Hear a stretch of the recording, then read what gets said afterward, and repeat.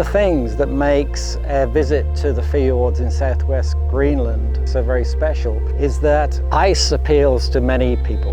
The movement of the ice, to hear it cracking, with tidewater glaciers, to see them calving. What we all hope is that guests take with them an enriched understanding of this precious, valuable environment.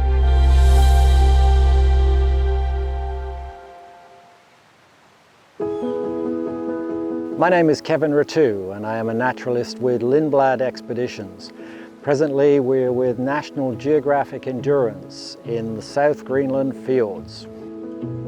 The landscape of South Greenland is dominated by fjords, and those fjords represent a post-glacial environment. So the fjords themselves would have been filled with thousands of feet of ice.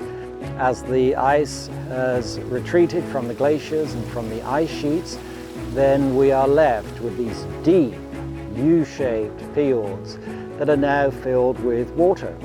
Many of these fjords are over 400 meters in depth, and they're particularly special because where we have a lot of runoff and drainage coming from the glaciers, then typically the fjords take on a very special color. It's a greeny, it's a color that is the result of the flour and the silt and the fine-grained materials that is carried in the water. And that makes air navigation particularly enjoyable. When we consider entering a fjord, and certainly when we are in the fjord itself, being on the bridge is a very special time to watch the bridge team and the captain guide us through the waters safely using today's technology. And it really is state of the art, and it really does give us great confidence when we're entering and when we're in the fjords. These fjords offer so much diversity.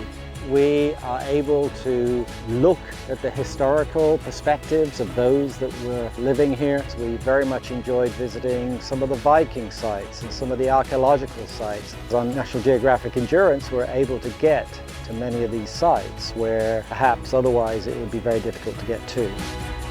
In this day where we're looking at the impacts of climate change, our hope is that the guests take with them the knowledge that is gained so we can protect the environments that we have the opportunity and the privilege to visit, and those environments that we absolutely wish to protect.